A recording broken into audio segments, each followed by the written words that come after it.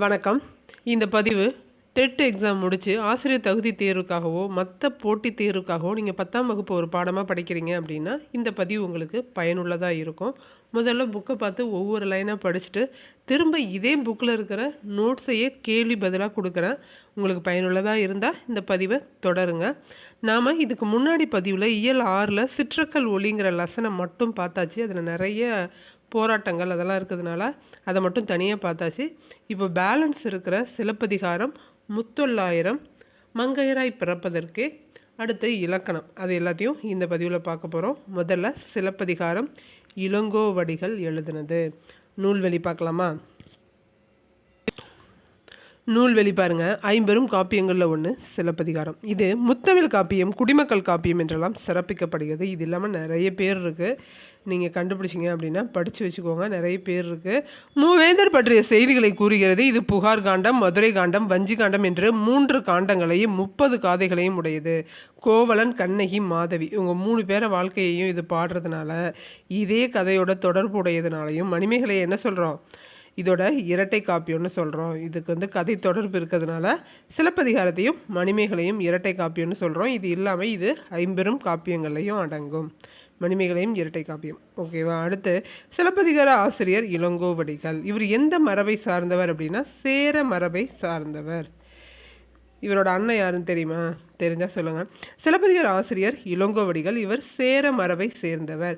மணிமேகலையின் ஆசிரியர் சீத்தலை சாத்தனார். மணிமேகலையின் ஆசிரியர் சீத்தலை சாத்தனார். அவர் என்ன பண்ணுறாரு, ஒரு தடவை இது நம்மளாம் வெளில போவோம்ல, அந்த மாதிரி நகர்வலம் போகிறப்ப இந்த கண்ணகியோட சிலையை பார்த்து எல்லாம் கும்பிட்டுட்ருக்காங்க. அப்போ சொல்கிறாரு, கோவலன் கண்ணகியோட கதையை பற்றி சொல்கிறாரு சீத்தலை சாத்தனார் இளங்கோவடிகள்கிட்ட. சொல்லி முடிச்சுட்டு அடிகள் நீரே அருளுக என்றார். நீயே இந்த கதையை வச்சு ஒரு ஸ்டோரி பண்ணு, படமாக எடுத்துரு அப்படின்னு சொல்லியிருக்காரு. உடனே இளங்கோவடிகளும் நாட்டுதும் யாம்போர் பாட்டுடை செய்யுள் அப்படின்னு சொல்லிட்டு இந்த காப்பியத்தை படைச்சிருக்காரு. நாட்டுதும் யாம்போர் பாட்டுடை செய்யுள் அப்படின்னு சொன்னது யாரு? இளங்கோவடிகள். அடிகள் நீரே அருளுக அப்படின்னு சொன்னது சீத்தலை சாத்தனார். இந்த கதையை சொன்னது யாரு? சீத்தலை சாத்தனாரோட கதை தான் இது. அதை படமாக எடுத்தது தான் இளங்கோவடிகள்னு ஞாபகம் வச்சுக்கோங்க. இந்த இந்த லாஸ்ட்டு 3 லைன் இருக்கு இல்லையா, இதை மாற்றி மாற்றி மாற்றி மாற்றி கேட்பாங்க. கரெக்டாக படித்து வச்சுக்கோங்க. அடுத்து உரைப்பாட்டு மடை, உரையிடை இட்ட பாட்டுடை செய்யுள்னு சொல்கிறாங்க சிலப்பதிகாரத்தை. ஏன்னு தெரியுமா? வாய்க்காலில் பாயும் நீரை வயலுக்கு திருப்பி விடுவது மடை. உரை என்பது பேசும் மொழியின் ஓட்டம். இதனை செய்யுளாகிய வயலில் பாய்ச்சுவது தான் உரைப்பாட்டு மடை. இந்த வரிகளையே கொடுத்துட்டு கேட்கலாம் பாருங்க. உரை என்பது பேசும் மொழியோட ஓட்டம். இதனை செய்யுளாகிய வயலில் பாய்ச்சுவது தான் உரைப்பாட்டு மடைன்னு சொல்கிறாங்க. நாம் பார்க்குற சிலப்பதிகாரம் இந்த நடையில் தான் இருக்குது. அதாவது உரைப்பாட்டு மடை என்பது சிலப்பதிகாரத்தில் வரும் தமிழ் நடை. உரைநடை பாங்கில் அமைந்திருக்கும் பாட்டு. எனவே சிலப்பதிகாரம் உரையிடையிட்ட பாட்டுடை செய்யுள்னு அழைக்கப்படுது. ஒன்று உரையிடையிட்ட பாட்டுடை செய்யுள் கேட்கலாம், அப்படி இல்லாட்டி உரைப்பாட்டு மடைன்னு சொல்லலாம். சிலப்பதிகாரத்தில் வரும் தமிழ் நடை என்ன அப்படின்னா உரைப்பாட்டு மடைன்னு சொல்லணும். கரெக்டா? அடுத்து அவங்க எந்தெந்த வழியாக மதுரை அடைஞ்சாங்க அப்படிங்கிறது தான் இந்த பாக்ஸில் இருக்கிறது. பெருங்குணத்து காதலால் நடந்த பெருவழி. பெருங்குணத்து காதலால் நடந்த பெருவழி. காவிரி பூம்பட்டினத்திற்கு கண்ணகியும் கோவலனும் திருவரங்கம் மற்றும் உறையூர் வழியாக கொடும்பாளூர் என்னும் இடத்தை அடைந்தனர். அந்த இடத்தை அடைஞ்ச பிறகு தென்னவன் சிறுமலையின் வலப்பக்கம் வழியாக சென்றால் மதுரையை அடையலாம். இடப்பக்கம் வழியாக சென்றால் திருமால் குன்றம், அதாவது அழகுமலை வழியாக மதுரை செல்லலாம். இந்த 2 வழிக்கும் இடைப்பட்ட வழியாக போனோம் அப்படின்னா சோலைகள் மிகுந்த ஊர்களும் காடுகளும் உள்ளன. அவ்வழியாக சென்றால் 3 வழிகளும் சந்திக்கும் மதுரை பெருவழியை அடைந்து மதுரைக்கு செல்லலாம். மதுரை பெருவழியை அடைந்து மதுரை செல்லலாம். கோவலனையும் கண்ணகியையும் கவுந்தியடிகள் இடைப்பட்ட வழியிலேயே அழைத்து சென்றனர். இடைப்பட்ட வழினா சோலைகள் மிகுந்த ஊர்களும் காடுகளும் உள்ள வழியாக போய் மதுரை பெருவழியை அடைஞ்சிருக்காங்க. யார் யார்? கோவலன், கண்ணகி, கவுந்தியடிகள்.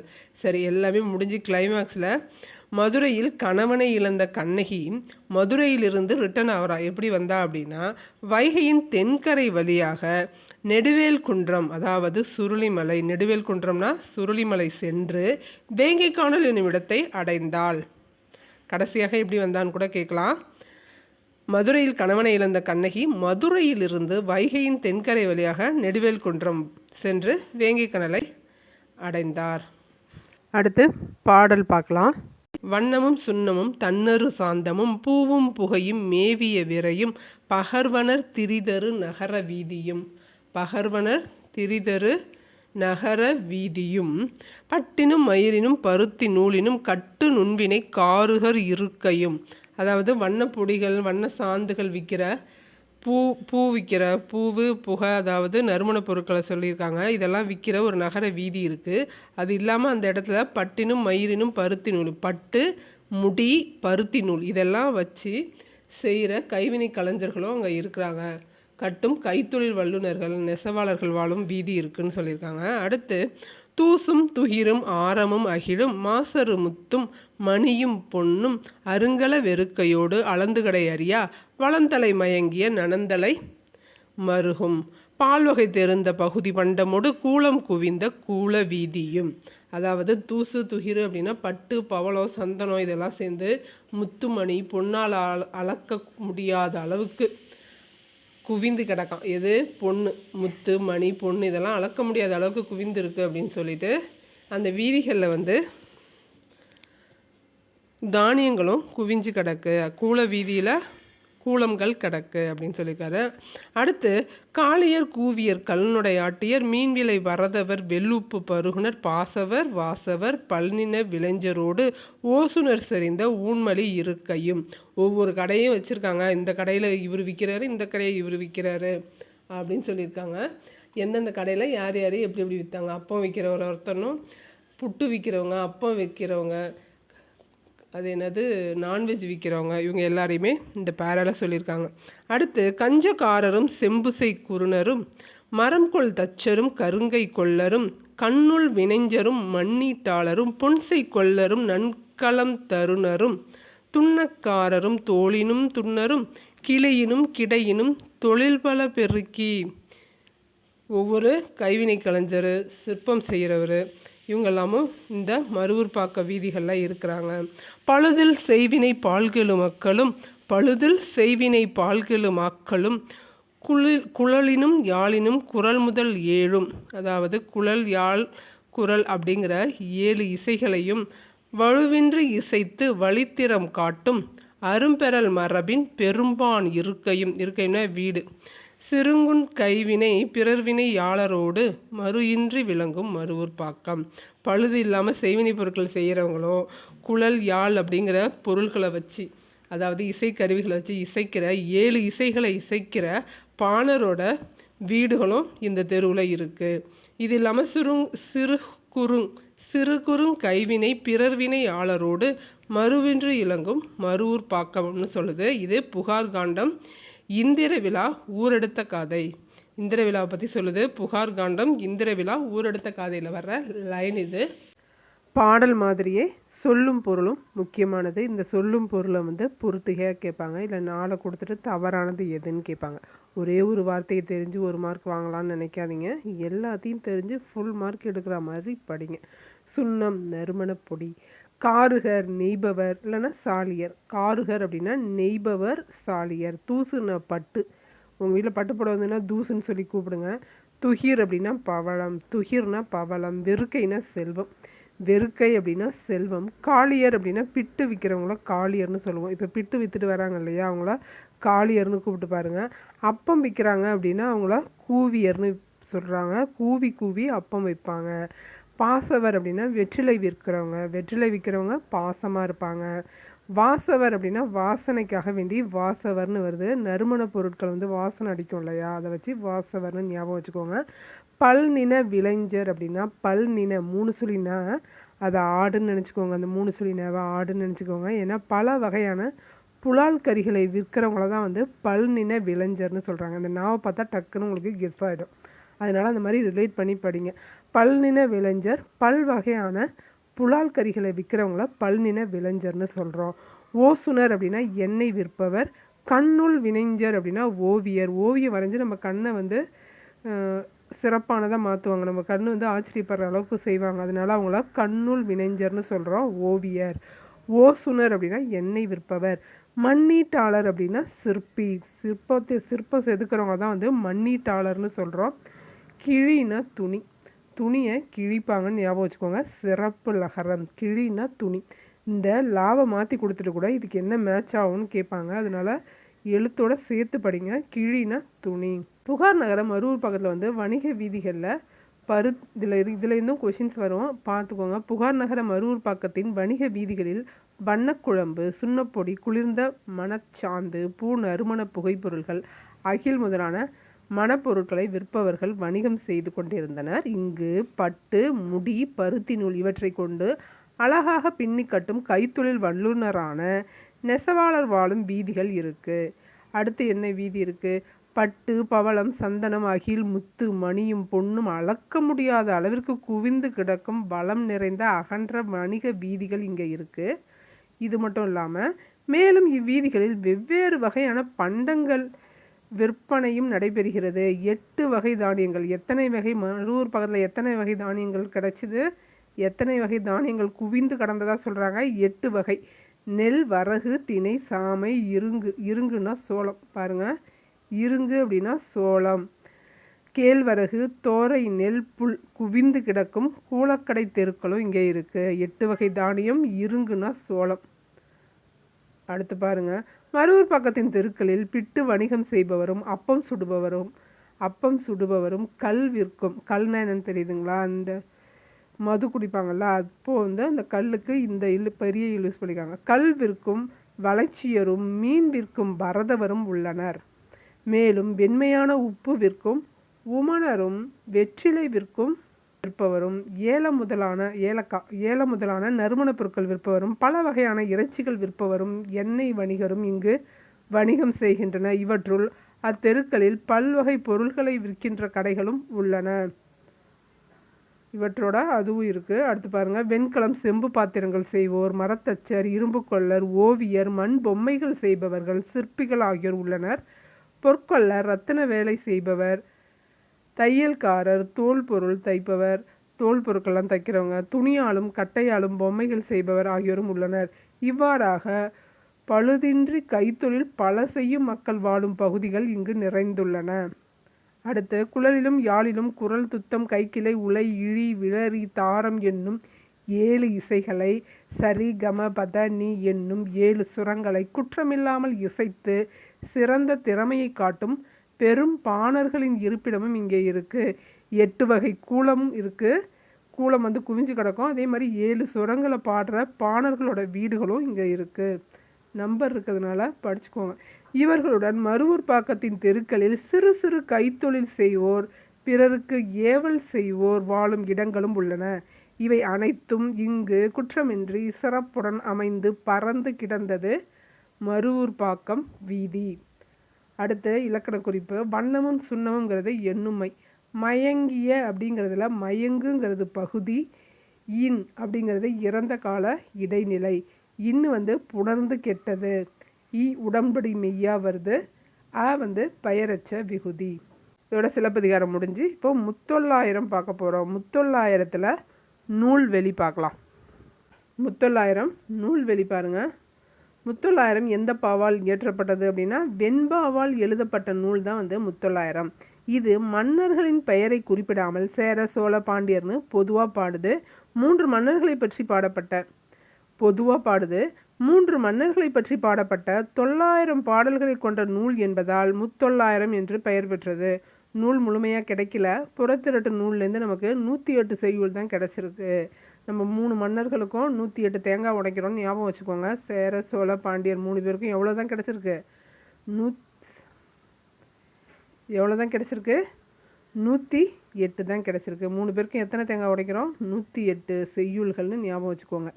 முத்தொள்ளாயிரம் என்னும் பெயரில் பதிப்பிக்கப்பட்டுள்ளன. ஆசிரியரின் பெயரை அறியப்பட முடியவில்லை. இவர் 5ஆம் நூற்றாண்டை சேர்ந்தவராக இருக்கலாம்னு கருதப்படுது. சேர நாட்டை அச்சமில்லாத நாடாகவும், முக்கியமான லைன், சேர நாட்டை அச்சமில்லாத நாடாகவும், சோழ நாட்டை ஏற்கள சிறப்பு, போர்க்கள சிறப்பு உடைய நாடாகவும், பாண்டிய நாட்டை முத்துடைய நாடாகவும் இந்த பாடப்பகுதி காட்டுது. உண்மை என்னன்னு யாருக்கும் தெரியாது. பாடலை வச்சு தான் நாம் முடிவு பண்ணுறோம்.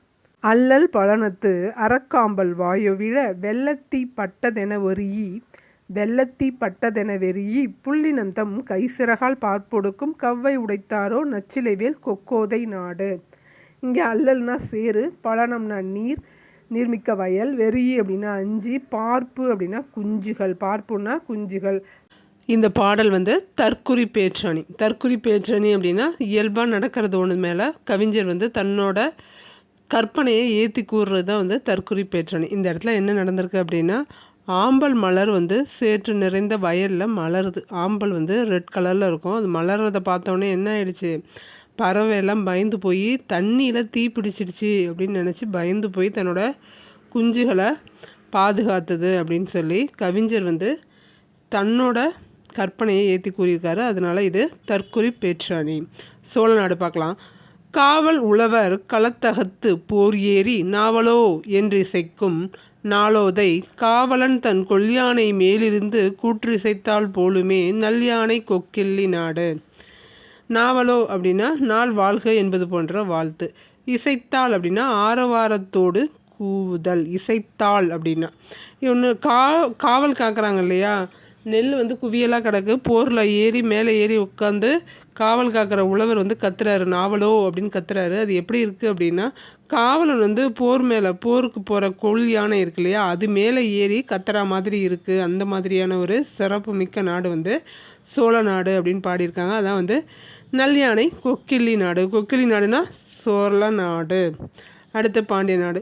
நந்தின் லஞ்சினையும் புன்னை குவிமொட்டும் பந்தர் இளங்கமுகின் பாலையும் சிந்தித் திகழ் முத்தம் போல் தோன்றும் செம்மன்றே தென்னன் நகைமுத்து வெண்குடையான் நாடு. பாண்டியனோட நாடு வெண்குடையான் நாடுங்கிறது பாண்டிய மன்னனோட நாடு. தென்னன் அப்படிங்கிறதும் பாண்டிய மன்னனை தான் குறிக்கும். நந்து அப்படின்னா சங்கு. நந்தின் லஞ்சினையும், நந்துனா சங்கு, கமுகுனா பாக்கு, முத்தம் அப்படின்னா முத்து அப்படிங்கிறத குறிக்கும். இதில் வந்திருக்கிறதோ ஓமையணி. பாருங்கள், இது எல்லாமே நான் பொருள் சொல்லிட்டேன். நெல் அறுவடை செய்து காக்கும் உழவர் வந்து போர் மேலே ஏறி நின்று உழவர்களை நாவலோன்னு கூறி அழைப்பாங்களாம். இவ்வாறு அவர்கள் சொல்வது எப்படி இருக்குது அப்படின்னா, எது போல் இருக்குது அப்படின்னு சொல்லிட்டாங்க. அப்போ போல அப்படின்னாலும் இதுவும் வந்து ஓமையணி தான். போர்க்களத்தில் கொல்யானை மீது ஏறி நின்று கொண்டு மற்ற வீரர்களை நாவலோ என்று அழைப்பது போல இருக்குது. சோழனது நாடு வந்து நெல் வளமும் வீரமும் மிக்கது.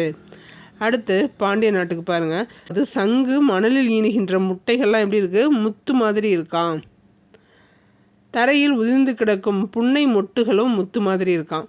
பந்தல் போட்டது போல் தோன்றும் பாக்கு மரத்தின் பாலையிலிருந்து சிந்தும் மணிகளும் முத்து போல் இருக்கின்றன. முத்துக்களால் ஆன வெண்கொற்ற குடையை உடைய பாண்டிய நாடு இத்தகைய முத்து வளம் உடையது. அங்கே போனால் எல்லாமே முத்து மாதிரி தெரிதான். அதனால் பாண்டிய நாட்டில் அவ்வளோ முத்து விளையுது அப்படின்னு சொல்லியிருக்காங்க. வெறியி அப்படின்னா சொல்லி சேலப்படை, கொல்யானை, குவிமொட்டு இதெல்லாம் வந்து வினைத்தொகைகள். இளங்கமுகும் வெண்குடையும் பண்பு தொகைகள். கொண்ட அப்படிங்கிறதுல கொல் அப்படிங்கிறது பகுதி. கொல் அப்படிங்கிறது கொன் அப்படின்னு மாறினதுனால இது பகுதி விகாரப்பட்டது. கொன் அப்படிங்கிறது கொல்லுன்னு மாறினதுனால பகுதி விகாரப்பட்டது. இட்டு வந்து டங்கிறது இறந்த கால இடைநிலை. வந்து பெயரச்ச விகுதி.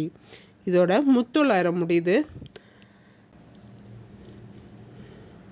அடுத்து மங்கையராய் பிறப்பதற்கே நல்ல மாதவம் செய்திட வேண்டுமம்மா. மங்கையராக இருந்து சாதித்தவங்க, அவங்க துறையில் சிறப்பாக செயல்பட்டுறவங்கள பற்றி ஒரு ரோல் பிளே மாதிரி கொடுத்துருக்காங்க. முதல்ல வர்றது MS சுப்புலக்ஷ்மி. நான் மதுரை சண்முக வடிவு சுப்புலக்ஷ்மி. நான் இசைச்சூழலில் வளர்ந்தேன். வீணை கலைஞரான என் தாயே எனக்கு முதல் குருன்னு சொல்லியிருப்பாங்க. யார் இவங்க தான் MS சுப்புலக்ஷ்மி அம்மா. இவங்கள பற்றி அவங்களே பேசுகிற மாதிரி 9th ஸ்டாண்டர்ட் பொண்ணு வந்து ரோல் ப்ளே பண்ணுது. என்னோட முதல் குரு யார், அவங்க அம்மா தான். அவங்க அம்மா ஒரு வீணை கலைஞர். 10 வயதில் இசைத்தட்டுக்கள் பாடலை பாடி பதிவு செய்தேன். இசை மேதைகளின் வழிகாட்டுதல்களில் என்னை வளர்த்து கொண்டேன். 5ஆம் வகுப்பு வரை தான் கல்வி பயிலும் வாய்ப்பு கிட்டியது. 17 வயதில் சென்னை மியூசிக் அகாடமியில் மேதைகள் பலர் முன்னாடி கச்சேரி செய்து இவருக்கு அந்த கச்சேரினால் நிறைய வாய்ப்பு கிடைச்சிது. திரைப்படங்களில் நடிக்கும் வாய்ப்பு என்னை தேடி வந்தது.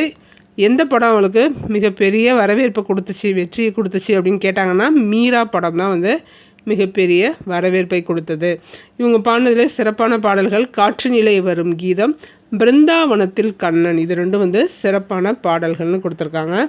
அதே மாதிரி ஜவஹர்லால் நேரு, சரோஜினி நாயுடு போன்ற பெரியோர்களும் இவங்கள பாராட்டியிருக்காங்க. ஒரு முறை காந்தியடிகளை டெல்லியில் சந்தித்த போது ரகுபதி ராகவ ராஜாராம் என்ற பாடலை பாடினேன். அவர் கேட்டிருக்காரு, இவங்க பாடியிருக்காங்க. எம்.எஸ். சுப்புலட்சுமி அம்மா பாடியிருக்காங்க. என்ன பாட்டு? ரகுபதி ராகவ ராஜாராம், அந்த பாட்டு.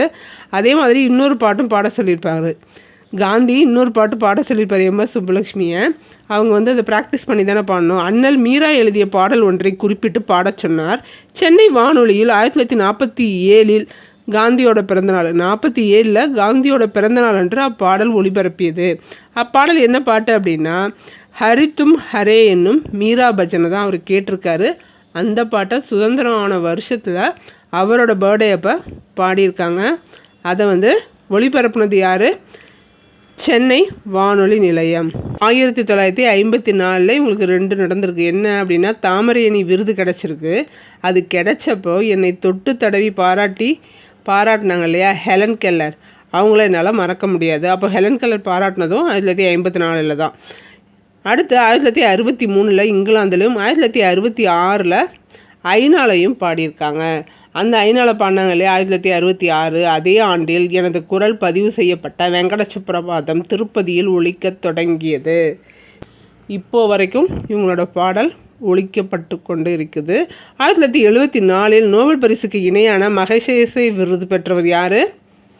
எம்.எஸ். சுப்புலட்சுமி அம்மா. இவ்விருது பெறும் முதல் இசைக்கலைஞராகவும் ஆனேன்னு சொல்லியிருக்காங்க. அப்போது மகசேச விருது பெற்ற முதல் இசைக்கலைஞர் யாருன்னு கேட்டாலும் நீங்கள் எம்.எஸ். சுப்புலட்சுமி அம்மாவை தான் சொல்லணும். இவங்க வந்து தமிழ், தெலுங்கு, கன்னடம், சமஸ்கிருதம், மலையாளம், இந்தி, மராத்தி, குஜராத்தி ஆகிய இந்திய மொழிகளிலும் ஆங்கிலத்திலும் கூட பாடியுள்ளேன்னு சொல்லியிருக்காங்க. இந்தியா மிக உயரிய விருதான இந்திய மாமணி விருதளித்து அவங்கள சிறப்பிச்சிருக்கு. இவங்களோட இயரு, பரிசு எல்லாமே முக்கியம். அவங்க பெற்ற அவார்டு எல்லாமே முக்கியம். அடுத்து யார் வரப்போகிறாங்க அப்படின்னா, இந்திய அரசின் தாமரை செவ்வணி விருது பெற்றவர் வராங்க. அவங்க பேர் தான் வந்து பால சரஸ்வதி. என்னென்னலாம் செஞ்சுருக்காங்கன்னு பார்க்கலாம். 7 வயதாக இருக்கும்போது காஞ்சிபுரத்தில் பரதநாட்டிய அரங்கேற்றத்துக்காக முதல்ல மேடை ஏறினாங்க. எங்கே? காஞ்சிபுரத்தில். இவங்க தான் வந்து பால சரஸ்வதி நடன கலைஞர். 15 வயதில் சென்னையில் உள்ள சங்கீத சமாஜம் என்னும் அரங்கில் நடன நிகழ்ச்சி நடந்தது. எனது நடனத்தை பார்த்த பிறகே மரபுசார் நாட்டியத்தை பலரும் தீவிரமாக வரவேற்க தொடங்கினாங்க. சென்னையில் என் நாட்டிய கச்சேரியை பார்த்த பண்டிட் ரவிசங்கர் அவர்கள் மிகவும் பாராட்டினார். அது மட்டும் இல்லாமல் அவரோட தம்பியின் மூலமாக வட இந்தியாவின் பல இடங்களில் நடனமாடும் வாய்ப்புகளை வாங்கி கொடுத்துருக்காரு. யார்? ரவிசங்கர். ஐரோப்பா, அமெரிக்கா முதலிய வெளிநாடுகள்லையும் நடன நிகழ்ச்சி நடத்தியிருக்காங்க. டோக்கியோவில் நடைபெற்ற கிழக்கு மேற்கு சந்திப்பு நிகழ்வில் இந்தியாவின் சார்பாக கலந்து கொண்டு சிறப்பாக நடனமானது யார்? பால சரஸ்வதி. இது வந்து அவங்களுக்கு பெரிய புகழை வாங்கி கொடுத்தது. வேருக்கு நீர் அப்படிங்கிற நூலுக்காக, புதினத்துக்காக சாகித்ய அகாடமி விருது பெற்றிருக்காங்க. அப்போ யார் இவங்க? இவங்க தான் வந்து ராஜம் கிருஷ்ணனை பற்றி அடுத்து சொல்ல போகிறாங்க. ராஜம் கிருஷ்ணன் பாருங்கள். பெண்கள் என்றால் குடும்ப கதை எழுத வேண்டும் என்ற படிமத்தை உடைத்து சமூக சிக்கல்களை கதைகளாக எழுதினேன். நான் கற்பனையாக எழுத விரும்பவில்லை. சமூகத்தின் இடர்பட்ட மக்களை பற்றி எழுதும் முன்பு அந்த மக்கள் வாழும் பகுதிகளுக்கு சென்று களப்பணியாற்றி கதைகளாக உருவாக்கினேன். தூத்துக்குடியில் பல மாதம் தங்கியிருந்து கருப்பு மணிகள்ங்கிற நூலை உப்பள தொழிலாளர்களோட வாழ்க்கையை கூறுறதுக்கு எழுதியிருக்கிறது தான் வந்து கருப்பு மணிகள். அதே மாதிரி நீலகிரி படுகர் இன மக்களின் வாழ்வியல் மாற்றங்களை கூறுறது தான் வந்து குறிஞ்சித்தேன். அலைவாய்க்கரையில் அப்படிங்கிறது கடலோர மீனவர்களோட சிக்கல், கடல்வாழ் மீனவர்களோட சிக்கல்களை கூறுறது தான் வந்து அலைவாய்க்கரையில். அதே மாதிரி சேற்றில் மனிதர்கள்ங்கிறதும் வேருக்கு நீருங்கிறதும் யாரை பற்றி சொல்லுது அப்படின்னா, வேளாண் தொழிலாளர்களில் அமைப்பு சாரா வேளாண் தொழிலாளர் இருக்காங்க இல்லையா, அவங்களோட உழைப்பு சுரண்டப்படுறத எடுத்து சொன்னதே இவங்களாக தான் இருக்கும்னு நினைக்கிறேன். இவங்க தான் வந்து 2 நூல் எழுதியிருக்காங்க. சேற்றில் மனிதர்கள், வேருக்கு நீர். இந்த வேருக்கு நீர் தான் வந்து சாகித்ய அகாடமி விருது வாங்குச்சு. உங்களை போன்ற குழந்தைகளை தீப்பிடி தொழிலில் முடக்கி தீக்குச்சிகளை அந்த பெட்டியில் அடைப்பதை போன்று குழந்தைகளின் உடலையும் மனதையும் நொறுக்கும் அவல உலகை கூட்டு குஞ்சுகள்னு புதினமாக எழுதியிருக்காங்க. தீப்பெட்டி தொழிற்சாலை பற்றி, தீப்பெட்டி தொழிலை பற்றி கூறுற புதினம் எதுன்னு கேட்டாங்கன்னா கூட்டு குஞ்சுகள். பெண் குழந்தைகள் கொலைக்கான காரணங்களை ஆராய்ந்து எழுதுறது தான் என்னது மண்ணகத்து பூந்துளிகள். இந்த ராஜம் கிருஷ்ணன் ரொம்ப ரொம்ப முக்கியம். அவங்க எதை பற்றி என்ன புக் எழுதுனாங்கன்னு எல்லாத்தையும் தெரிஞ்சு வச்சுக்கோங்க. இந்த வேருக்கு நீருங்க தான் நிறையா வாட்டி கேட்டாங்க, ஏன்னா அது சாகித்ய அகாடமி விருது வாங்கினது. அடுத்து நம்ம பார்க்க போகிறது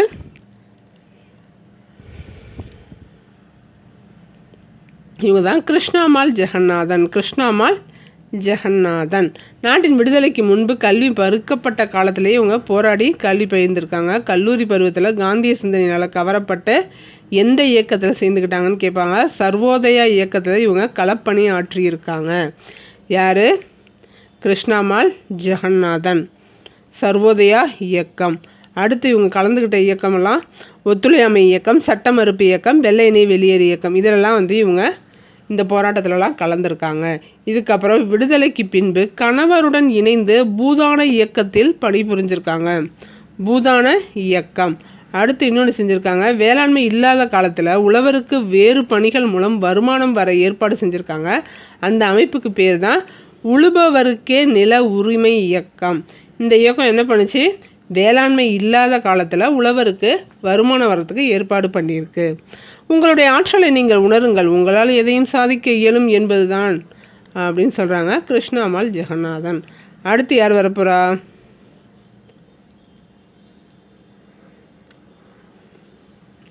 அடுத்து சின்ன பிள்ளை பற்றி சொல்ல போகிறாங்க. சின்ன பிள்ளை இவங்க எப்போ எல்லாருக்கும் தெரிய வந்தாங்க அப்படின்னா, வாஜ்பாயை இவங்க காலில் விழுந்து ஆசீர்வாதம் வாங்கியிருப்பார். அப்போ தான் இவங்க ரொம்ப ஃபேமஸ் ஆகிட்டாங்க. யாருன்னு பார்க்கலாமா? முதலில் பெண்கள் எல்லாம் குழுவாக சேர்ந்து விவசாய நிலத்தை குத்தகை எடுத்து கூலி வேலைக்கு ஆட்களை சேர்த்து நடவு, களை எடுக்கிறது இதெல்லாமும் செஞ்சுருக்காங்க. அவங்களே ஒரு குழுவாக இருந்திருக்காங்க. அதாவது அவங்களே சேர்ந்து ஒரு குரூப்பாக ஃபார்ம் பண்ணி ஹெல்ப் பண்ணிக்கிறாங்க. இது தெரிஞ்ச மதுரை மாவட்ட ஆட்சியர் என்ன செய்கிறாங்க? கம்மாயில் மீன் பிடிக்கிறதுக்கு குத்தகையை எங்களுக்கு கொடுத்தாங்க. இதுக்கப்புறம் 2004 சுனாமி வந்துச்சு.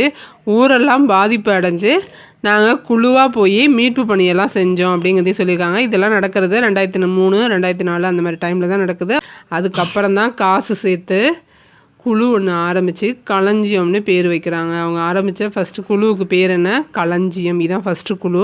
இதுதான் அப்புறமா மகளிர் குழுவாக மாறிச்சு. பல மாநிலங்களுக்கு போய் பல லட்சம் பேரோட வேலை செய்து இந்த குழு அப்படின்னு சொல்லியிருக்காங்க. டெல்லியில் விருது வாங்கும்போது மதுரை சின்ன பிள்ளை அவர்னு கூப்பிட்டாங்க. அப்போ எனக்கு கண்ணில் கண்ணீர் வந்துடுச்சு அப்படின்னும் தலைவர் அதாவது வாஜ்பாய் இவங்க காலில் விழுந்துட்டாங்க. அப்போ எனக்கு மேலெல்லாம் ஆடி போயிடுச்சு அப்படின்னு சொல்லியிருப்பாங்க. வாஜ்பாய் காலில் விழுந்து கும்பிட்டது இந்த மதுரை சின்ன பிள்ளைகிட்ட தான். அதே மாதிரி எம்.எஸ். சுப்புலட்சுமி அம்மாவும் மதுரையை சேர்ந்தவங்க தான். இதோட இந்த லெசன் முடியுது. அடுத்து முன் தோன்றிய மூத்த குடி. இதில் ஆலங்கானத்து 5 வரை இருத்து, ஆலாங்கானத்து 5 வரை இருத்து அரசுபட அமர் உலக்கி அப்படின்னு சொல்லியிருக்காங்க. இது மதுரை காஞ்சியில் இடம்பெற்றிருக்கு. என்ன ஊரை சொல்லுது அப்படின்னா, திருவாரூர் மாவட்டத்தில் ஆலங்கானம்னு ஒரு ஊர் இருக்குது. அந்த ஊரை சொல்லுது இந்த மதுரை காஞ்சி வரிகள். இயல் 6ல் இருக்கிற இலக்கணம் புறப்பொருள் இலக்கணம். ரொம்ப ஈஸியானது. புறப்பாடல்கள் எனப்படும் கல்வி, வீரம், அறம், பொருள், கொடை முதலான புறத்திணைகளை பற்றி கூறுறது தான் புறத்திணைகள்னு சொல்கிறோம். திணைனால என்னது? ஒழுக்கங்கள். அதை புற ஒழுக்கங்கள் அப்படின்னு சொல்லுவோம். புறத்திணைகள் மொத்தம் எத்தனை இருக்குது? 12 இருக்குது. என்னென்ன? வெச்சி, கரந்தை, வஞ்சி, காஞ்சி, நொச்சி, உளிஞ்சை, தும்பை, வாகை, பாடான், பொதுவியல், கைக்கிளை, பெருந்திணை என 12 வகைகள் உள்ளன. இது ஒரு திணைக்கும் ஒரு பூ இருக்கும், ஒரு செயலும் இருக்கும். அதெல்லாம் என்னன்னு பார்க்கலாம். வெச்சி அப்படின்னா பகை நாட்டின் மீது போர் தொடுக்க விரும்பும் அரசர் போரால் ஆணிரைகளுக்கு துன்பம் நேரக்கூடாது என்பதற்காக வீரர்களை அனுப்பி அந்த பசு கூட்டங்களை கவர்ந்து வர செய்தார். ஆணிரை கவர்தலுக்கு செல்லும் வீரர்கள் வெச்சிப்பூவை சூடி செல்வர். அதுவே வெச்சித்திணை ஆகும். இப்போ நான் உங்கள் நாட்டு மேலே போர் தொடுக்க போகிறேன் அப்படின்னு நான் முடிவு பண்ணினேன்னா என்ன செய்கிறேன்? உங்கள் நாட்டில் இருக்கிற பசு கூட்டத்துக்கெல்லாம் எதுவும் நடந்துடக்கூடாதுங்கிறதுக்காக முன்னாடியே ஆள் அனுப்பி அந்த பசுவெல்லாம் தூக்கிட்டு வர சொல்லிடுறேன். அதான் அங்கே இருக்கிற செயலை. அதுக்கு பேர் தான் வெச்சி. வெச்சி திணைக்குரிய பூ என்னன்னு பார்க்கலாம். இது இருக்கு இல்லையா? இதுதான் வெச்சி பூன்னு சொல்லுவாங்க. சிகப்பு கலரில் இருக்கும். இதை இட்லி பூன்னு சொல்லுவாங்க. அழகு செடியாக வீட்டு தோட்டங்களிலும் பூங்காக்களிலும் வளர்க்கப்படுகிறது. சிவந்த நிறமுடைய வெச்சிப்பூ இட்லி பூ என்றும் அழைக்கப்படுகிறது. இட்லி பூன்னு அழைக்கப்படுறது என்ன பூன்னு கேட்கலாம். அப்படி இல்லையா வெச்சிப்பூ எந்த நிறத்தில் இருக்கும் அப்படின்னு கூட கேட்கலாம். வெச்சிப்பூவை எந்த செயல் செய்யும்போது சூடி செல்வாங்க அப்படின்னு கேட்கலாம். அப்படி இல்லையா ஆணிரையை கவர செல்றவங்க என்ன பூவை சூடி செல்வாங்கன்னு கேட்கலாம். படிச்சுக்கோங்க. வெச்சி வீரர்களால் கவர்ந்து செல்லப்பட்ட தம் நாட்டு பசு கூட்டங்களை மீட்கச் செல்வோர் கரந்தை பூவை சூடி செல்வார்கள். அந்த மாதிரி தூக்கிட்டு வந்த பசுவை திரும்ப மீட்கணும்னு சொல்லி உங்கள் நாட்டிலேருந்து நீங்கள் எனக்கு வீரரை அனுப்புனீங்க அப்படின்னா நீங்கள் அனுப்பும்போது அதில் கரந்தை பூவை சூடி அனுப்புவீங்க. கரந்தை திணை வெச்சி வீரர்களால் கவர்ந்து செல்லப்பட்ட தம் நாட்டு பசு கூட்டங்களை மீட்கச் செல்றது தான் கரந்தை பூவை சூடி செல்லுவாங்க. பசுவை கவர்ந்து போகிறவங்க ஆணிரைகளை கவர்றவங்க வெச்சி பூவையும், கவர்ந்து போன பசு கூட்டங்களை மீட்க செல்றவங்க கரந்தை திணையுடையது அவங்க கரந்தை பூவை சூடுவார்கள். கரந்தை பூ எப்படி இருக்கும் அப்படின்னா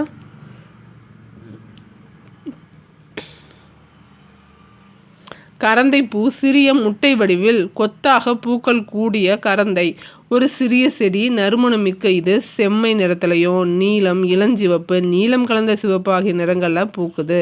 இதனை கொட்டை கரந்தை என்றும் சொல்வார்கள். அடுத்து பாருங்க வஞ்சித்திணை. மண்ணாசை கருதி பகைவர் நாட்டை கைப்பற்றுவதற்காக போர் தொடுத்து செல்லும் அரசர் வஞ்சி பூவை சூடி செல்வாங்க. இதுதான் வஞ்சித்திணைன்னு சொல்கிறோம். வஞ்சி பூ எப்படி இருக்கும் அப்படின்னு கேட்டாங்கன்னா பளபளப்பான மெல்லிய பூவின் இதழ்களில் வெள்ளிய பஞ்சு போன்ற நுண்மயிர் அடர்ந்துள்ளது தான் வஞ்சி. வஞ்சி பூ வெள்ளிய பஞ்சு போன்ற நுண்மயிர்னு ஞாபகம் வச்சுக்கோங்க. அதுதான் வஞ்சி பூவாக இருக்கும். அடுத்து காஞ்சித்திணை.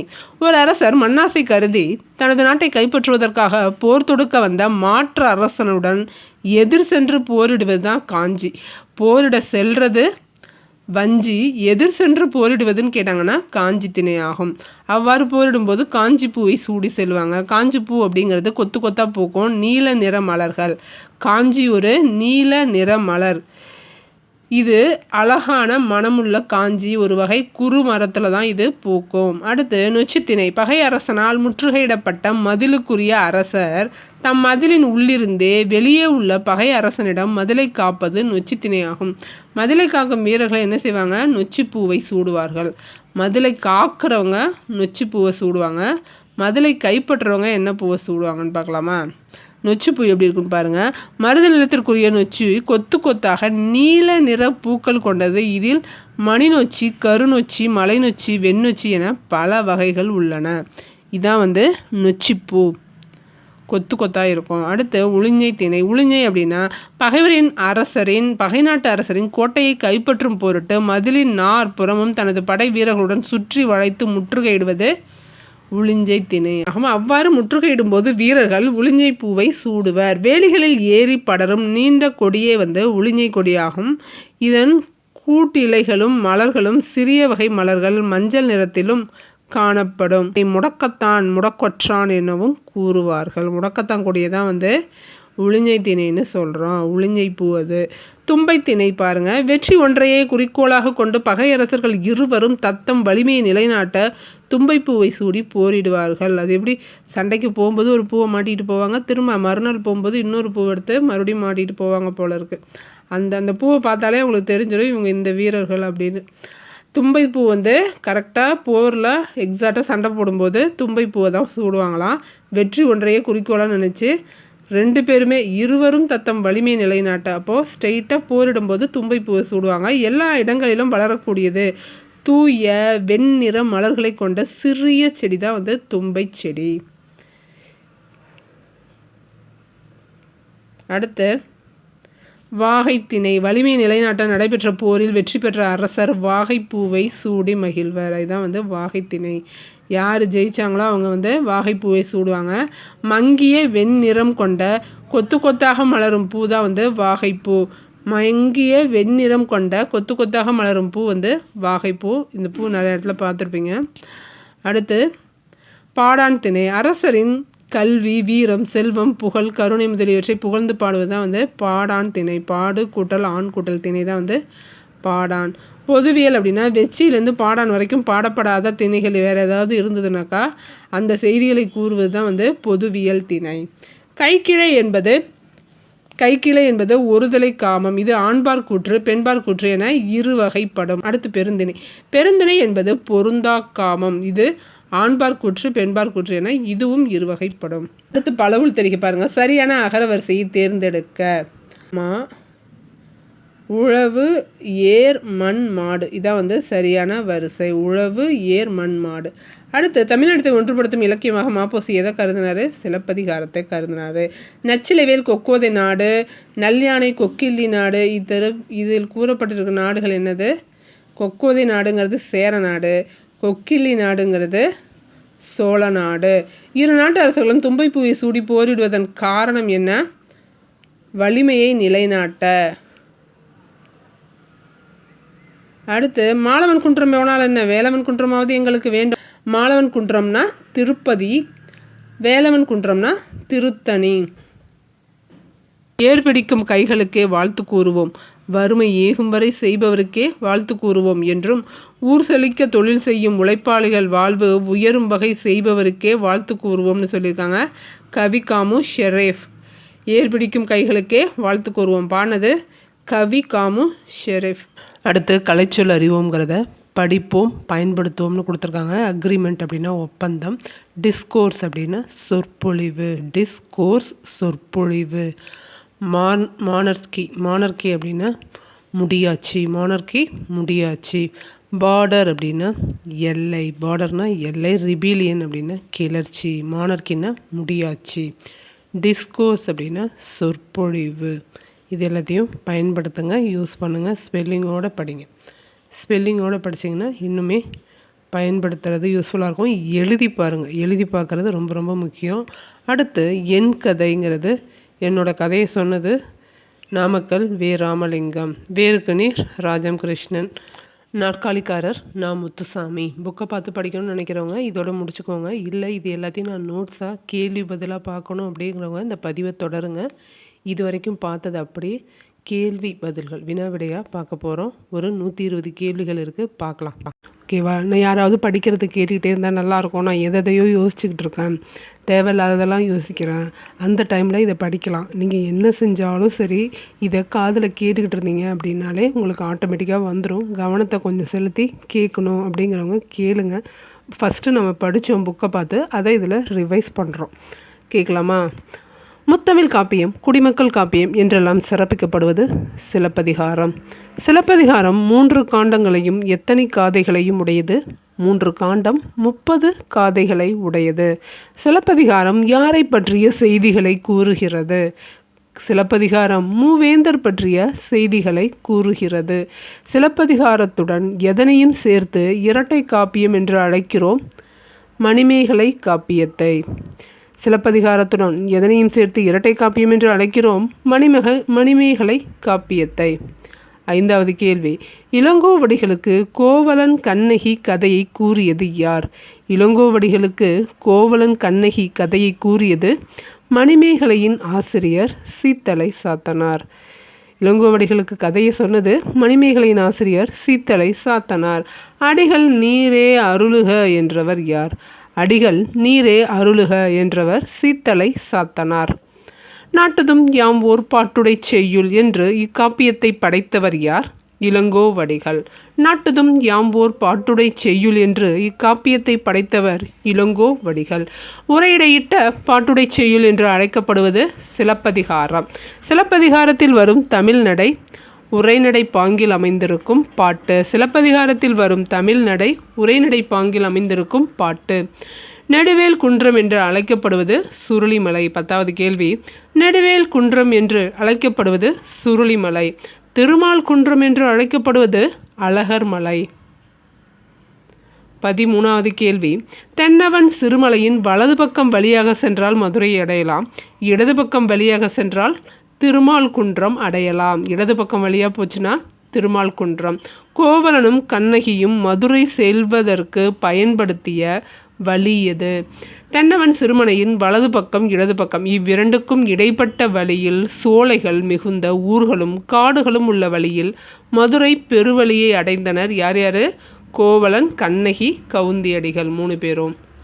அடுத்து 15வது கேள்வி, கணவனை இழந்த கண்ணகி மதுரையிலிருந்து எதன் வழியாக சென்று வேங்கைக்கனல் என்னும் இடத்தை அடைந்தாள்?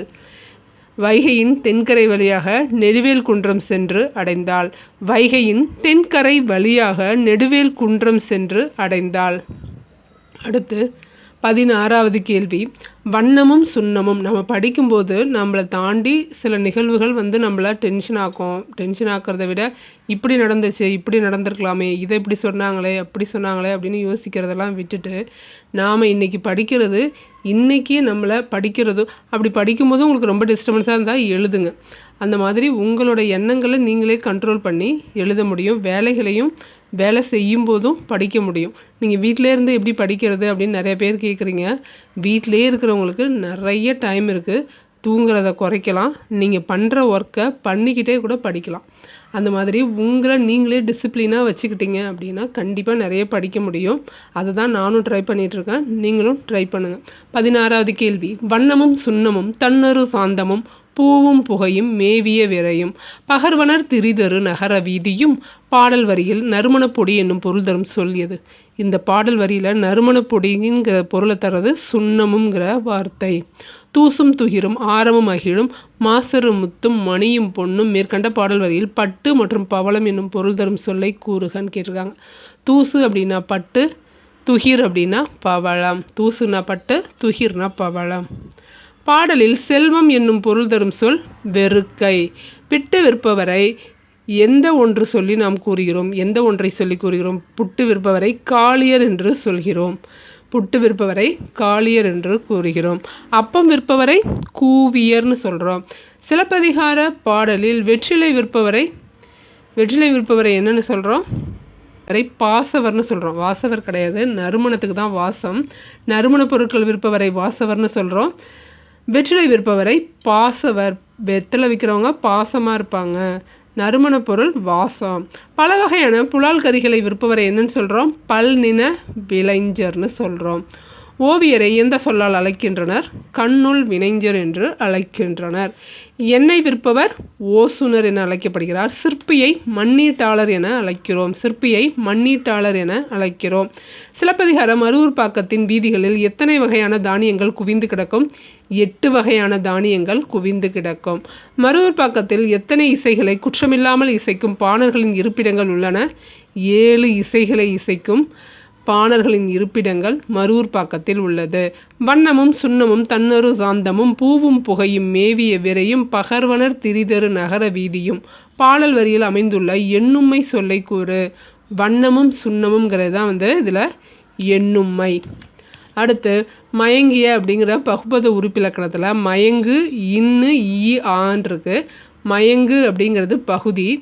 இதில் உடன்படு மெய் எதுன்னு கேட்டிருக்காங்க. உடன்படு மெய் ஈ தான் இங்கே உடன்படு மெய்யாக இருக்குது. இதில் ஆங்கிறது என்னன்னு தெரிஞ்சுக்கணும் அப்படின்னா பெயரச்ச விகுதி. ஆங்கிறது பெயரச்ச விகுதி. பாடல் படிக்கல அப்படின்னா படிச்சுக்கோங்க. மருவூர்பாக்கம் வண்ணமும் சுண்ணமும் தன்னரு சாந்தமும். இந்த பாடல் எழுதி படிக்கணுன்னா கூட அப்படியே பாஸ் பண்ணி எழுதி படிச்சுக்கோங்க. ஏன்னா எழுதும்போது உங்களுக்கு படிக்கிறத விட அதிகமான கான்சன்ட்ரேஷன் அதில் போகும், கவனமாக இருக்கும். படித்து எழுதும்போது 10 தடவை படித்த மாதிரி ஆகிடும். ஒரு தடவை நீங்கள் எழுதுறீங்க அப்படின்னா அது 10 தடவை படித்ததுக்கு சமம். இது இந்த புக்கில் இல்லை, பழைய புக்கில் கொடுத்துருக்காங்க. ஐம்பெருங்காப்பிய முறை வைப்பு. சிந்தாமணியாம் சிலப்பதிகாரம் படைத்தான் கந்தா மணியே மணிமேகலை புனைந்தான். கந்தா மணிமேகலை புனைந்தான் நந்தா வளையாபதி தருவான் வாசவனுக்கீந்தான் திளையாத குண்டலகேசிக்கும். சிந்தாமணி, சிலப்பதிகாரம், மணிமேகலை, வளையாபதி, அடுத்து குண்டலகேசி. இந்த வைப்பு முறையில் தான் இருக்குது. ஐம்பெருங்காப்பியங்களோட வைப்பு முறையை கூறுறது எதுன்னு கேட்டால் திருத்தணிகை உலாங்கிறத ஞாபகம் வச்சுக்கோங்க. அதில் ஃபஸ்ட்டு சிந்தாமணி, கடைசியில் குண்டலகேசி. அதையும் பார்த்துக்கோங்க. அடுத்து முத்தொள்ளாயிரம் வருது. முத்தொள்ளாயிரம் எந்த பாவால் ஆனது? முத்தொள்ளாயிரம் எந்த பாவால் ஆனது? வெண்பாவால் ஆனது. மன்னர்களின் பெயரை குறிப்பிடாமல் யாரை பொதுவாக பாடுகிறது முத்தொள்ளாயிரம்? சேர, சோழ, பாண்டியர்களை பாடுது. 3 மன்னர்களை பற்றிய எத்தனை பாடல்களை கொண்டது முத்தொள்ளாயிரம்? 900 பாடல்களை கொண்டது. நமக்கு கிடைத்துள்ள முத்தொள்ளாயிரம் பாடல்கள் 108 செய்யுள்கள். முத்தொள்ளாயிர பாடல்கள் இதன் மூலமாக தான் நமக்கு கிடைச்சிருக்கு. எதன் மூலம்? புறத்திரட்டு வாயிலாக. முத்தொள்ளாயிரத்தின் ஆசிரியர் பெயர் அறிய முடியவில்லை. முத்தொள்ளாயிர ஆசிரியரின் பெயர் அறிய முடியவில்லை. முத்தொள்ளாயிரம் எந்த நூற்றாண்டை சேர்ந்ததாக கருதப்படுகிறது? 5ஆம் நூற்றாண்டு. 5ஆம் நூற்றாண்டு. சேர நாட்டை டேஷ் நாடாகவும், சோழ நாட்டை டேஷ் நாடாகவும், பாண்டிய நாட்டை டேஷ் நாடாகவும் பாடுகிறது முத்தொள்ளாயிரம். சேர நாடு அச்சமில்லாத நாடு. சோழ நாடு ஏற்கள சிறப்பும் போர்க்கள சிறப்பும் மிக்கது. பாண்டிய நாடு முத்துடை நாடாக கூறுது முத்தொள்ளாயிரம். அல்லல் பழனத்து அறக்காம்பல் வாயுவில வெள்ளம் தீ பட்டதென ஒருயி புள்ளினம் தம் கைசிறகால் பார்ப்பொடுக்கும். இந்த பாடலில் நீர் என்னும் பொருள் தரும் சொல்லை கூறு. நீர் அப்படிங்கிற பொருள் தருது பழனம். பழனம்ங்கிறது தான் நீர்னு அர்த்தம். அடுத்து நச்சிலைவேல் கொக்கோதை நாடு. இதில் கொக்கோதை நாடுன்னு எந்த நாட்டை சொல்கிறாங்க? சேர நாட்டை சொல்கிறாங்க. இந்த கேள்விகள் எல்லாமே கேட்டிருக்காங்க. அது எந்த நாடு அப்படிங்கிறத அந்த வார்த்தையை வச்சு கேட்பாங்க. கரெக்டாக படிச்சுக்கோங்க. காவல் உழவர் களத்தகத்து போர் ஏறி நாவலோ என்று இசைக்கும் நாளோதை. இதில் நாவலோன்ற சொல் என்ன குறிக்குது? நாள் வாழ்க என்ற வாழ்த்தை குறிக்கின்றது. கொல்யானை மேலிருந்து கூற்றிசைத்ததால் போலுமே நல்யானை கொக்கில்லி நாடு. சோழ நாடு என்னும் பொருள் தரும் சொல் என்னது? கொக்கில்லி நாடு. நந்தின் இளஞ்சினையும் புன்னை குவிமொட்டும் பந்தர் இளங்கமுகின் பாலையும் சிந்தித் திகழ் முத்தம். இதில் முத்து என்ற பொருள் தரும் சொல் என்னது? முத்தம். 44வது கேள்வி பாருங்க. போல் தோன்றும் செம்மாற்றே தென்னன் நகைமுத்து வெண்குடையான் நாடு. இதில் வெண்குடையான் நாடு எந்த நாட்டை குறிக்குது? பாண்டிய நாட்டை குறிக்குது. அரக்காம்பல் எவற்றை குறிக்கிறது? செவ்வாம்பல்களை தான் அரக்காம்பல்னு சொல்லியிருக்காங்க. அல்லல் என்னும் சொல்லின் பொருள் சேரு. வெறியி அப்படின்னா அஞ்சின்னு அர்த்தம். வெறியி அப்படின்னா அஞ்சி. பார்ப்பு என்னும் சொல்லின் பொருள் குஞ்சி. பார்ப்பு என்னும் சொல்லின் பொருள் பறவை குஞ்சுகள். அல்லல் பழனத்து அறக்காம்பல் வாயுவிழ வெள்ளம் தீ பட்டதென ஒருகி புள்ளினந்தம். இந்த பாடலில் இடம்பெற்றுள்ள அணி தற்குறிப்பேற்ற அணி. 50வது கேள்வி. இசைத்தாள் என்னும் சொல்லின் பொருள். இசைத்தாள் அப்படின்னா ஆரவாரத்தோடு கூவுதல். 51வது கேள்வி பாருங்க. காவல் உழவர் களத்தகத்து போர் ஏறி நாவலோ என்று இசைக்கும் நாளோதை காவல் தன் கொல்யானை மேலிருந்து கூற்றிசைத்தால் போலுமே நல்யானை கொக்கில்லி நாடு. இந்த பாடலில் வந்திருக்க அணி உவமை அணி. போலும்னு வந்திருக்கு இல்லையா, அதனால உவமை அணி. நந்து என்னும் சொல்லின் பொருள் சங்கு. நந்துனா சங்கு. கமுகுனா பாக்கு மரம். நந்தின் லஞ்சினையும் புன்னை குவிமொட்டும் பந்தர் இளங்கமுகின் பாலையும் சிந்தித்திகள் முத்தம் போல் தோன்றும் செம்மான்றை தென்னன் நகைமுத்து வெண்குடையான் நாடுன்னு சொல்கிறது. இதில் வந்திருக்கிற அணி உவமை அணி. போல் தோன்றும்னு வந்திருக்கு, அதனால உவமை அணி. அல்லல் பழனத்து அறக்காம்பல் வாயுவில் வெள்ளம் தீ பட்டதென ஒருகி புள்ளினம் தம் பாடலில் வரும் சொல்லிசை அளபடை எங்கே இருக்குன்னு கேட்டிருக்காங்க. இதில் சொல்லிசை அளபடை வெறியி. நான் பாடலை ஏன் திரும்ப திரும்ப படிக்கிற மாதிரி கொஷின் போட்டிருக்கேன்னா, நீங்கள் திரும்ப திரும்ப பாடலை படிக்கணும். நீங்கள் படிக்கணுங்கிறதுக்காக தான் நான் திரும்ப திரும்ப போட்டிருக்கேன். படிச்சுக்கோங்க. கொல்யானை குவிமொட்டு. இதன் இலக்கண குறிப்பு வினைத்தொகை. இளங்கமுகு வெண்குடை இரண்டும் குறிக்கும் இலக்கண குறிப்பு பண்புத்தொகை. வெண்குடை இளங்கமுகு ரெண்டுமே பண்புத்தொகை. அடுத்து கொண்ட என்னும் சொல்லோட பகுபத உறுப்புகளில் கொல் என்பது பகுதி விகாரப்பட்டது. ஆ என்பது எதை குறிக்கும்னு கேட்டுக்கணும். ஆங்கிறது மிஸ் ஆயிருக்கு. ஆ என்பது எதை குறிக்குது? பெயரச்ச விகுதியை குறிக்கிறது. அடுத்த கேள்வி பாருங்க. மங்கையராய் பிறப்பதற்கு. மதுரை சண்முக வடிவு சுப்புலட்சுமி என்னும் பெயரை உடையவர் யார்? எம்.எஸ். சுப்புலட்சுமி. எம்.எஸ். சுப்புலட்சுமியின் முதல் குரு யார்? அவரது தாயாராகிய வீணை கலைஞர். எம்.எஸ். சுப்புலட்சுமி எந்த வகுப்பு வரை படித்தார்? சுப்புலட்சுமி தனது எந்த வயதில் சென்னை மியூசிக் அகாடமியில் மேதைகள் பலர் முன்பு கச்சேரி செய்து பாராட்டை பெற்றார்? 5ஆம் வகுப்பு வரைக்கும் படித்தாங்க. அவங்களோட 17வது வயதில் சென்னை மியூசிக் அகாடமியில் கச்சேரி பண்ணாங்க. அடுத்து எந்த படம் எம்.எஸ். சுப்புலட்சுமிக்கு மிகப்பெரிய வெற்றியை தந்தது? மீரா திரைப்படம். எம்.எஸ். சுப்புலட்சுமிக்கு மிகப்பெரிய வரவேற்பு கிடைத்த பாடல்கள் 2 இருக்குது. காற்றினிலே வரும் கீதம், பிருந்தாவனத்தில் கண்ணன். காந்தியடிகள் டெல்லியில் சுப்புலட்சுமியை சந்தித்த போது சுப்புலட்சுமி பாடிய பாடல் ரகுபதி ராகவ ராஜாராம். காந்தியடிகள் பாட சொல்லி கேட்ட பாடல் ஹரித்தும் ஹரே என்னும் மீரா பஜன். அந்த பாட்டை அவங்க எப்போ பாடினாங்கன்னு கேட்பாங்க. 1947 காந்தியடிகளின் பிறந்த நாள் அன்று மீரா எழுதிய எந்த பாடலை எம்.எஸ். சுப்புலட்சுமி பாட சென்னை வானொலி ஒளிபரப்பு செய்தது? ஹரி தும் ஹரே என்னும் மீரா பஜன் பாடல் காந்தியடிகளுக்கு பிடிச்சது. சுதந்திரம் வாங்கின அந்த வருஷத்தில் காந்தியடிகளோட பிறந்தநாள் அன்னைக்கு அந்த பாடல் பாடப்பட்டது. 1954 சுப்புலட்சுமி பெற்ற விருது தாமரை அணி விருது. தாமரை அணி விருது. 1954 சுப்புலட்சுமி தொட்டு தடவி பாராட்டியவர் யார்? சுப்புலட்சுமி யார் தொட்டு தடவி பாராட்டினது? Helen Keller.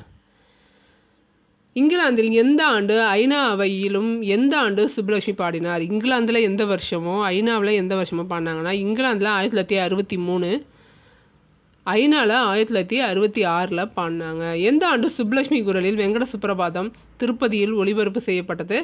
1963. நோபல் பரிசுக்கு இணையான மகசேசே விருது எப்போது சுப்புலட்சுமிக்கு கிடைத்தது? 1974. மகசேசே விருது பெற்ற முதல் இசைக்கலைஞர் யார்? எம்.எஸ். சுப்புலட்சுமி. மகசேசே விருது பெற்ற முதல் இசைக்கலைஞர் எம்.எஸ். சுப்புலட்சுமி. பால சரஸ்வதி தனது எத்தனையாவது வயதில் காஞ்சிபுரத்தில் பரதநாட்டியத்தை அரங்கேற்றம் செய்தார்? அவரோட 7 வயதில். யாருடைய நாட்டியத்தை பார்த்த பிறகு மரபுசார் நாட்டியத்தை பலரும் தீவிரமாக வரவேற்க தொடங்கினர்? பால சரஸ்வதியோட பரதநாட்டியத்தை பார்த்த பிறகு. பால சரஸ்வதி நாட்டியத்தை பார்த்த யார் அவரது தம்பியின் மூலமாக வட இந்தியாவின் பல இடங்களில் நடனமாடும் வாய்ப்பை பெற்றுத்தந்தார்? ரவிசங்கர் அப்படிங்கிறவர். டோக்கியோவில் நடைபெற்ற மேற்கும் கிழக்கும் சந்திப்பின் நிகழ்வில் இந்தியாவின் சார்பாக கலந்து கொண்டு சிறப்பாக நடனமாடியது பால சரஸ்வதி. இந்திய அரசின் தாமரை செவ்வணி விருதை பெற்றது பால சரஸ்வதி. தாமரை செவ்வணி விருது. உப்பள தொழிலாளர்களின் உவர்ப்பு வாழ்க்கையை ராஜம் கிருஷ்ணன் கூறிய புதினம் கரிப்பு மணிகள். குறிஞ்சித்தேன் என்னும் ராஜம் கிருஷ்ணன் புதினம் யாரை பற்றி கூறுகிறது? நீலகிரி படுகர் இன மக்கள் பற்றி. அலைவாய்க்கரையில் புதினம் யாரை பற்றி கூறுவதாக அமைந்தது? மீனவர்கள் வாழ்வின் சிக்கலை கூறுவதாக அமைந்த ராஜம் கிருஷ்ணனோட நூல்கள். அடுத்து ராஜம் கிருஷ்ணனின் யாருடைய உழைப்பு சுரண்டப்படுவதை சேற்றில் மனிதர்கள் வேருக்கு நீர் என்னும் புதினங்களாக கொடுத்தால்? வேளாண்மையில் அமைப்பு சாரா தொழிலாளர்களோட உழைப்பு சுரண்டப்படுறது தான் ராஜம் கிருஷ்ணன் வேருக்கு நீரும் சேற்றில் மனிதர்களும் கொடுத்தாங்க. இந்த வேருக்கு நீர் அவங்களுக்கு என்ன பரிசு வாங்கி கொடுத்தது? சாகித்ய அகாடமி விருது வாங்கி கொடுத்துச்சு. அடுத்து குழந்தைகள் தீப்பெட்டி தொழிலில் முடங்கி தீக்குச்சி பெட்டியில் அடைப்படுவதை மனதையும் நொறுக்கும் அவல உலகை கூட்டு குஞ்சுகள் அப்படிங்கிற புதினமாக தந்தது யாருன்னு கேட்பாங்க? ராஜம் கிருஷ்ணன். கூட்டு குஞ்சுகள்ங்கிறது தீப்பெட்டி தொழிற்சாலைகளாக வேலை செய்கிற குழந்தைகள் பற்றினது. மண்ணகத்து பூந்துளிகள் என்னும் புதினம் எதற்கான காரணங்களை ஆராய்கிறது? பெண் குழந்தை கொலைக்கான காரணங்களை ஆராய்கிறது. மதுரையில் முதல் பட்டதாரி பெண். இந்திய அரசின் தாமரை திரு விருது பெற்றவர். ஸ்வீடன் நாட்டு அரசிடமிருந்து வாழ்வுரிமை விருதை பெற்றவர். சுவிட்சர்லாந்து அரசின் காந்தி அமைதி விருது பெற்றவர். இந்த விருது எல்லாமே டிஃப்ரெண்ட்டாக இருக்குது, படிச்சுக்கோங்க. ஸ்வீடன் நாட்டு அரசின் வாழ்வுரிமை விருது. சுவிட்சர்லாந்தில் காந்தி அமைதி விருது வாங்கியிருக்காங்க யார்? கிருஷ்ணாமால் ஜெகநாதன். காந்தியின் எந்த இயக்கத்தில் கிருஷ்ணாமால் ஜெகநாதன் களப்பணியாற்றினார்னு கேட்பாங்க? சர்வோதயா இயக்கத்தில். கிருஷ்ணாமால் ஜெகநாதன் கலந்து கொண்ட போராட்டங்கள் ஒத்துழையாமை இயக்கம், சட்ட மறுப்பு இயக்கம், வெள்ளையனே வெளியேறு இயக்கம். விடுதலைக்கு பின் கணவருடன் இணைந்து கிருஷ்ணாமால் ஜெகநாதன் பணிபுரிந்தது பூதான இயக்கத்தில் பணிபுரிந்தாங்க. 92வது கேள்வி பாருங்க. எந்த இயக்கத்தை தொடங்கி வேளாண்மை இல்லாத காலத்திலும் உழவருக்கு வேறு பணிகள் மூலமாக வருமானம் வர ஏற்பாடு செய்தவர் கிருஷ்ணாமால் ஜெகநாதன்? உழுபவருக்கே நில உரிமை இயக்கம் மூலமாக. காந்தியடிகளுடனும் வினோபாபாவுடனும் பணியாற்றியவர் யார்? கிருஷ்ணாமால் ஜெகநாதன். மதுரை சின்னப்பிள்ளை தொடங்கிய குழுவின் பெயர் என்னது? களஞ்சியம். மதுரை சின்னப்பிள்ளையின் சேவையை வியந்து அவரின் காலில் விழுந்து வணங்கிய பிரதமர் யார்? வாஜ்பாய் அவர்கள். 96வது கேள்வி பாருங்க. நடுவண அரசு என்ன விருது கொடுத்துருக்கு? ஸ்ரீ சக்தி புரஸ்கார், அதாவது தமிழில் பெண் ஆற்றல் விருது. தமிழக அரசின் அவ்வை விருது, நடுவண் அரசின் தாமரை திரு விருது, அதான் பத்மஸ்ரீ விருதையும் பெற்று தமிழ்நாட்டுக்கு பெருமை சேர்த்தவர் யார்? மதுரை சின்னப்பிள்ளை. அடுத்து ஆலங்கானத்து 5 வரை இருத்து அரசு பட அமர் உழைக்கே. ஆலங்கானத்து 5 வரை இருத்து அரசு பட அமர் உழைக்கின்ற பாடல் வந்து மதுரை காஞ்சியில் வருது. திருவாரூர் மாவட்டத்தை பற்றி சொல்லுது. திருவாரூர் மாவட்டத்தில் இருக்கிற ஆலங்கானத்தை பற்றி சொல்லுது இந்த மதுரை காஞ்சி வரிகள். அடுத்து புறப்பொருள் இலக்கணம் பற்றின ஒரு 10 கேள்வி பார்த்துட்டு முடிச்சிடலாம். கேள்வி பாருங்க. புற ஒழுக்கங்கள் எவற்றை பற்றி கூறும் இலக்கியங்கள்? அறம், பொருள், வீடு, கல்வி, வீரம், கொடை, புகழ் முதலியன புறத்திணைகளில் அடங்கும். புறத்திணைகள் எத்தனை வகைப்படும்? 12 வகைப்படும். இல்லை அப்படியே ஷார்ட்டாக சொல்லியிருக்கேன், இதை வச்சே நீங்கள் படிச்சுக்கோங்க. வெச்சி அப்படின்னா ஆணிரை கவர்தல், கரந்தை அப்படின்னா ஆணிரை மீட்டல், வஞ்சினா போர் தொடுத்து செல்லுதல், காஞ்சி அப்படின்னா எதிர்த்து சென்று போரிடுவது, எதிர் சென்று போரிடுவது காஞ்சி, உளிஞ்சை அப்படின்னா கோட்டையை கைப்பற்றுதல், நொச்சி அப்படின்னா மதிலை காத்தல், கோட்டை மதிலை காத்தல், தும்பை அப்படின்னா பகை அரசர்கள் இருவரும் வலிமையை நிலைநாட்ட போரிடுதல், வாகை அப்படின்னா வெற்றி பெற்றவர், வாகைனா வெற்றி பெற்றவர், பாடான் அப்படின்னா பாடப்படும் ஆண்மகனின் ஒழுக்கலாறுகளை கூறுவது, பொதுவியல் அப்படின்னா பொதுவான செய்திகள், வெச்சி முதல் பாடான் வரை இருக்கிறதும் அதில் சொல்லப்படாததையும் கூறுறது தான் வந்து பொதுவியல். கைக்கிளைனா ஒருதலை காமம், பெருந்திணைனா பொருந்தா காமம். அடுத்து 100வது கேள்வி பாருங்க. இட்லி பூ என்று அழைக்கப்படுவது சிவந்த நிறமாக இருக்கும், அதுதான் வந்து வெச்சிப்பூ. முட்டை வடிவில் கொத்து கொத்தாக பூக்கக்கூடிய பூ கரந்தை பூ. 102வது கேள்வி பாருங்க. பளபளப்பான மெல்லிய பூவின் இதழ்களில் வெள்ளிய பஞ்சு போன்ற நுண்மயிர் அடர்ந்துள்ளது என்ன பூ? வஞ்சிப்பூ. கொத்து கொத்தாக பூக்கும் நீல நிற மலர்கள் கொண்ட மணமுள்ள பூ எது? கொத்து கொத்தாக பூக்கும், நீல நிறத்தில் இருக்கும், மணமுள்ளதாக இருக்கும். இந்த கொஷின் கேட்டிருந்தாங்க. காஞ்சி பூ தான் வந்து மணமுள்ள பூ. டேஷ் என்பது ஒரு வகை குறுமரம், காஞ்சி பூ என்பது ஒரு வகை குறுமரமாக இருக்கும். 104வது கேள்வி பாருங்க. கொத்து கொத்தான நீல நிற பூக்கள் கொண்டது நொச்சிப்பூ. கொத்து கொத்தான நீல நிற பூக்கள் கொண்டது தான் வந்து நொச்சிப்பூ. நொச்சிப்பூவின் வகைகள் என்னென்னு பார்த்தீங்கன்னா மணிநொச்சி, கருநொச்சி, மலைநொச்சி, வெண்ணொச்சின்னு நிறைய வகைகள் இருக்குது. வேலிகளில் ஏறி படரும் கொடி முடக்கற்றான் என அழைக்கப்படும். பூ மஞ்சள் நிறத்தில் காணப்படும். அது என்னது? அது உளிஞ்சை கொடியை தான் சொல்லுவாங்க. முடக்கத்தான் கொடியை தான் வந்து உளிஞ்சை கொடின்னு சொல்கிறோம். 107வது கேள்வி பாருங்க. எல்லா இடங்களிலும் வளரக்கூடியது, தூய வெண்ணிற மலர்களை கொண்டது, தும்பை மங்கிய வெண்ணிறம் கொண்டது எது? இது இந்த தும்பப்பூவை என்னன்னு சொல்லுவாங்க? எதுக்கு சூடுவாங்க? வாகைப்பூன்னு சொல்லுவாங்க. கொத்தாக மலரும் பூ வாகைப்பூ. வெச்சி முதல் பாடான் வரை பொதுவானவற்றை கூறப்படாத செய்திகளையும் கூறுவது பொதுவியல் திணை. கைக்கிளை எத்தனை வகைப்படும்? ஆண்பால் கூற்று, பெண்பால் கூற்றுன்னு 2 வகைப்படும். பெருந்திணை என்பது 2 வகைப்படும். இந்த புறத்திணை இருக்குல்லையா, இதுக்கு எதிர்த்திணைன்னு ஒன்று இருக்குது. அதாவது இந்த புறத்திணைக்குள்ளேயே இந்த திணைக்கு இது எதிர்த்திணை, இந்த திணைக்கு இது எதிர்த்திணைன்னு இருக்குது. அது பார்த்துக்கோங்க. வெச்சினா கரந்தை, வஞ்சினா காஞ்சி, நொச்சினா உளிஞ்சை, தும்பைனா வாகை, பாடானா பொதுவியல், கைக்கிளைக்கு வந்து பெருந்திணை எதிர்த்திணையாக அமையும். ஊர் செழிக்க தொழில் செய்யும் உழைப்பாளிகள் வாழ்வு உயரும் வகை செய்பவருக்கே வாழ்த்து கூறுவோம்னு பாடினது கவி காமு ஷெரீஃப். இந்த கலை சொற்களை பொறுத்துங்க பார்க்கலாம். அக்ரிமெண்ட்டு, டிஸ்கோர்ஸு, பார்டரு, ரிபிலியன், இந்த 5 சொற்களுக்கும் ABCDEன்னு கொடுத்துருக்கேன். இப்போது ரிபிலியன் அப்படின்னா கிளர்ச்சி, அப்போது 5க்கு C அப்படின்னு பொருத்தணும். இந்த மாதிரி பொருத்த முடிஞ்சால் பொருத்தி சொல்லுங்கள். அதே மாதிரி இதையும் நீங்கள் தான் பொருத்த போகிறீங்க. என் கதை யார், வேருக்கு நீர் யார், நாற்காலிக்காரர் யார், இப்போ 1க்கு என்ன, 2க்கு என்ன, 3க்கு என்னன்னு நீங்கள் தான் சொல்ல போகிறீங்க. 112க்கும் 113க்கும் நீங்கள் ஆன்சர் சொல்லுங்கள். படிங்க.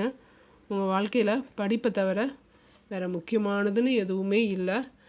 இந்த படிப்பு தான் பாக்கி எல்லா விஷயங்களையும் உங்களுக்கு கொண்டு வரும் அப்படின்னு நினச்சி படிங்க. நன்றி, வணக்கம்.